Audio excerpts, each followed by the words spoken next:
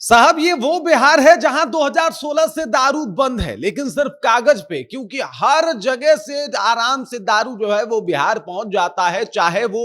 नभ के माध्यम से कहा जाए, गगन के माध्यम से कहा जाए, जल के माध्यम से कहा जाए, या फिर ट्रेन के माध्यम से कहा जाए। ट्रेन एक बड़ा ही अच्छा व्यवस्था जो है वो दारू माफियाओं के लिए होता हुआ दिखाई देता है, और इसी वजह से तो अब देखिए मामले कैसे कैसे सामने आ रहे हैं। पहला मामला है किशनगंज स्टेशन का, जहां पे इंटरसिटी ट्रेन के माध्यम से लगभग 30 लीटर शराब ले जाने की कोशिश की जा रही थी, लाई जा रही थी, लेकिन बीच में पुलिस ने पकड़ लिया रूटीन चेकअप के दौरान। वहीं पे दूसरी तरफ देखा जाए तो मामला नरकटियागंज का है, जहां पे बिहार सप्त क्रांति ट्रेन जो दिल्ली से नरकटियागंज पहुंची थी, वहां पे पेंट्री कार का जो डब्बा होता है जिसमें खाना वगैरह बनता है, उसमें जो है वो स्टाफ के द्वारा लगभग 48 लीटर शराब जो है वो रखा गया था, और महंगे शराब थे। ये शराब माना ये जा रहा था कि ट्रेन में मौजूद लोगों को भी दिया जा रहा था, और साथ ही साथ ये जो माफिया लोग हैं, ये जो दारू माफिया के संपर्क में रहने वाले लोग हैं, वो आसानी से शराब इसे एक जगह से दूसरे जगह पहुंचा भी दे रहे थे,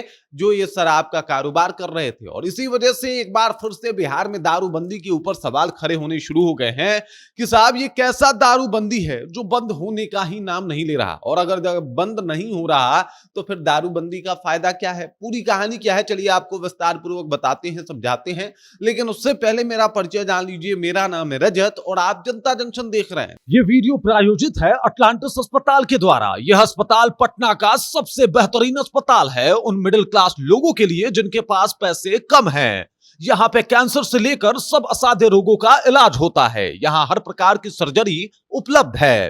appendix operation, fistula operation, laparoscopic surgery, पीत की थैली की सर्जरी, किडनी स्टोन एवं यूरोलॉजी सर्जरी, प्रोस्टेट सर्जरी, बवासीर, फिशर, पिस्टुला का इलाज, gastro surgery, cancer surgery, neuro surgery, पूरे हाइजीन का ख्याल रखते हुए ये हॉस्पिटल ये सारी सुविधाएं दे रही है। पटना में मिडिल क्लास लोगों के लिए इससे बेहतर अस्पताल हो ही नहीं सकता। शानदार सर्जन, बेहतरीन डॉक्टर और एकदम अच्छी व्यवस्था के साथ अगर आप चाहते हैं कि आपके और आपके परिवारजनों का इलाज हो तो आप इस अस्पताल में जरूर आएं। देख लीजिए, चाहे नीतीश कुमार हो या फिर सम्राट चौधरी हो, दारूबंदी के अगर परिप्रेक्ष्य से देखा जाए तो नीतीश कुमार भी फेल रहे थे, और अब सम्राट चौधरी भी फेल होते हुए नजर आ रहे हैं। वो दोनों जो है वो नाकामयाब हो चुके हैं, और इन दोनों से दारूबंदी जो है वो नहीं करवाई जा सकी पूर्णतः बिहार में, क्योंकि कागज पे तो कागज बना लीजिएगा, सरकारी मुहर लगेगा, आपका दस्तखत लगेगा, और इन तमाम कोशिशों के बाद जो है वो बन जाएगा कागज, कोई कागज बनवा लीजिए, लेकिन उसे जमीनी स्तर पे उतारना ये बहुत बड़ी बात होती है। और अब दिख रहा है कि आप लोगों से नहीं हो पाया, जमीनी स्तर पे ये सारी चीजें जो है वो नहीं उतरी। और ये देख लीजिए, ये तस्वीरों में देखिए किस तरीके से जो है वो महंगे महंगे ब्रांड के दारू जो है वो पेंट्री कार के माध्यम से, वो जो ट्रेन में एक बॉगी होता है जिसमें खाना वगैरह बनता है, पानी वानी जिसमें रखा जाता है, वहीं पे कई सारे जो है वो कर्मचारी होते हैं, स्टाफ होते हैं जो पानी लेके आते हैं, खाना लेके आते हैं, आपको बेचते हैं ट्रेन के अंदर। वो जो जहाँ पे उन लोगों का पेंट्री कार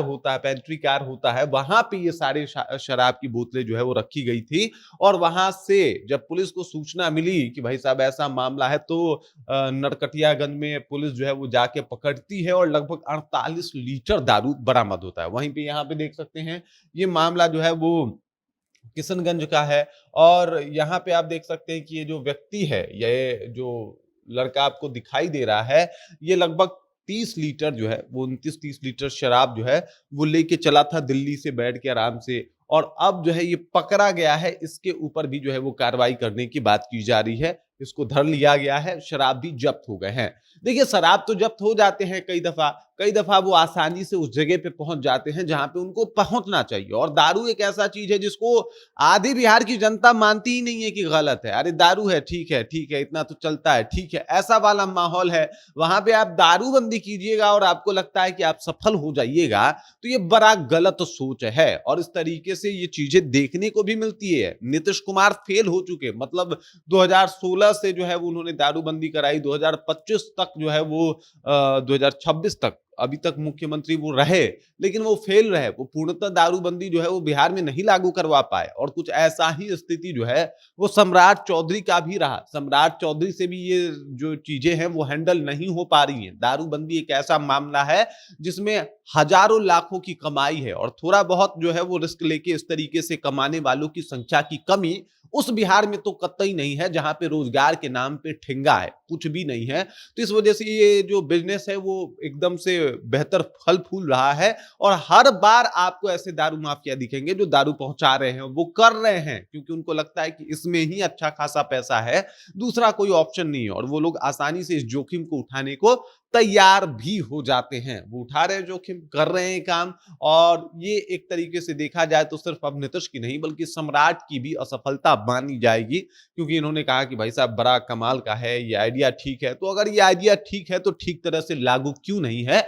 इस सवाल का जवाब सम्राट चौधरी को भी देना चाहिए। बाकी इस खबर, इस जानकारी को लेकर आप क्या सोचते हैं, आपके जहन में क्या कुछ चल रहा है, कमेंट कीजिए, अपना विचार हम तक पहुंचा दीजिए। आप देख रहे हैं जनता न्यूज़ चैनल, मेरा नाम रजत है।